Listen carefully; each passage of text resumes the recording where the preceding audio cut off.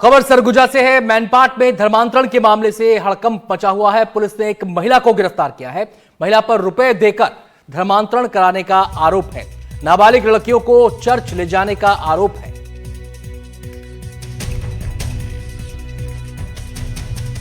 हम लोग इसको बैठाए और समझाए कि ये सब काम मत करो। तो पहले तो इन लोग को बुलाते थे, बड़े लोगों को। जब ये लोग नहीं जाने लगे तो अब बाद में इनके बच्चियों को बुला के ले जाने लगा। कल हम लोग को फिर गांव वाले फोन किए कि नहीं ये फिर ले जा रही है, मान नहीं रही है।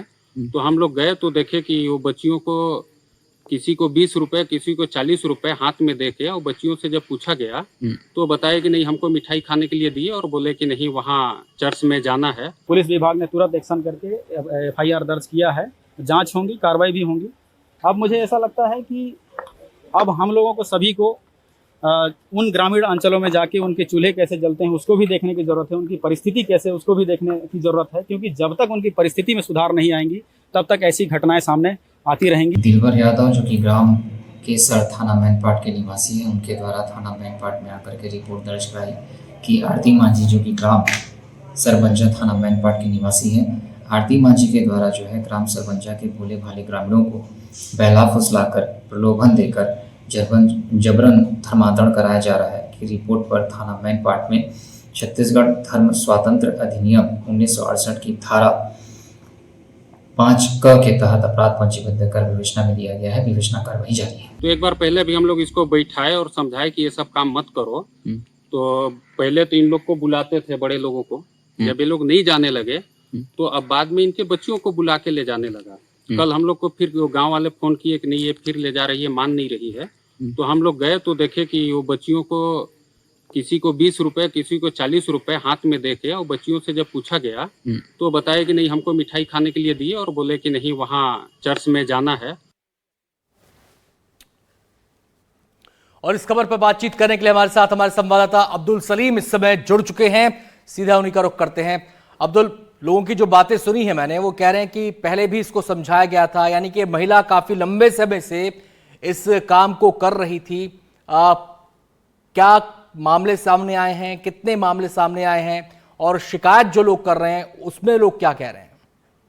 देखिए, ये पूरा मामला चूंकि सरगुजा एक आदिवासी बहुल है और यहाँ पे लगातार कन्वर्जन का जो मामला सामने आ रहा है, खासतौर पर जनजाति समुदाय के लोगों को पैसा देकर या कुछ अन्य लालच देकर उन्हें सीधे तौर पर धर्मांतरण किया जा रहा था। ऐसा ही एक मामला मैनपाट जो कि काफी दूरस्थ एरिया है, वहाँ पे कुछ बच्चों को 20-20 रुपए देकर एक महिला, उन्हीं की जनजाति महिला और जनजाति बच्चों को लेकर चर्च जा रही थी। जिसकी जानकारी जब ग्रामीणों को हुई तो ग्रामीणों ने रोका। तब रोकने पर बच्चों ने खुद ही स्वतः बताया कि बाकायदा हमें 20-20 रुपए दिए हैं मिठाई खाने के लिए और हमें चर्च लेके जा रहे हैं। जिसके बाद ये पूरा मामला खुला। उसके बाद ग्रामीणों ने तत्काल की सूचना थाने में दी। थाने में सूचना मिलने के बाद जब उच्च अधिकारियों, पुलिस के अधिकारियों की जानकारी हुई तो उन्होंने तत्काल इस पूरे मामले पर FIR दर्ज करते हुए उक्त महिला को गिरफ्तार कर लिया। अब पूरे मामले की जांच की चल रही है।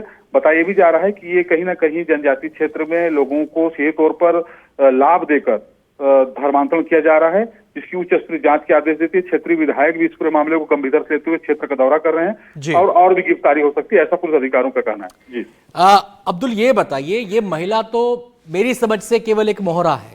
इसको पैसे देने वाले लोग कौन हैं, कितने पैसे देते हैं, इसका टारगेट क्या होता है, क्या वो चेहरे भी सामने आ पाएंगे?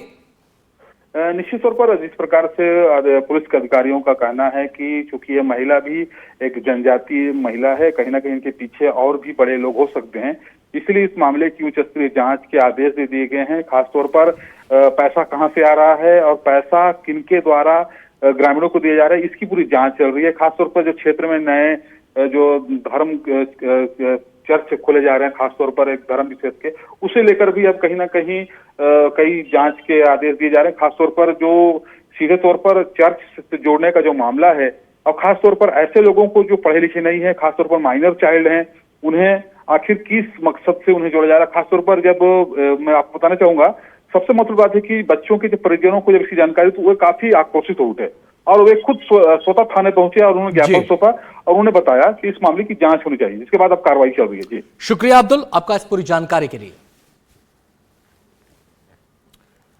खबर अशोकनगर से है। खेत में 20 साल के युवक का शव मिलने से इलाके में सनसनी फैल गई।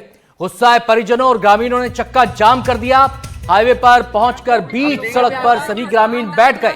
परिजनों का आरोप है करंट लगने से हुई युवक की मौत। जंगली सूरों के लिए खेत में लगाए गए करंट के तार। दोषियों के खिलाफ कड़ी कार्रवाई की मांग की जा रही है। पुलिस के समझाने के बाद हाईवे से जो लोग आए थे हाईवे पर वो अब वहां से हट गए। स्वदेश शर्मा हमारे साथ जुड़ गए, हमारे संवाददाता। स्वदेश, ये जो ग्रामीण कह रहे हैं कि करंट छोड़ा गया था ताकि सुअर ना आ सके, इस बात में जो ग्रामीण बता रहे हैं पुलिस क्या कह रही है? क्या ऐसा ही है या फिर मामला कुछ और है? इस पूरे मामले में जब ग्रामीणों ने आरोप लगा के और चक्का जाम किया तो जिम्मेदार पुलिस अधिकारी थाना प्रभारी जोगिंदर सिंह यादव भी वहां पे पहुंचे थे और उन्होंने समझाइश दिया और उसके बाद ग्रामीण तो हट गए। लेकिन जो ग्रामीणों ने तथ्य दिए हैं कि बिजली के करंट से बम मिला है, तो फिलहाल मौके पर तो कोई बिजली के तार नहीं मिले थे। लेकिन पुलिस अधिकारियों का कहना है कि यदि आपने कहा है और यदि वहां से लगातार सुअरों के लिए से फसलें बचाने के लिए बिजली के तारों की सप्लाई, एक सीधे तार सप्लाई की जाती है, तो कहीं ना कहीं वो तारों को भी बरामद करेगी, पुलिस का ये कहना है। और यदि ऐसी कोई घटना घटी है तो विधिवत जांच करके दोषियों पे कड़ी से कड़ी कार्रवाई करने की बात पुलिस के अधिकारी कहते नजर आ रहा है। और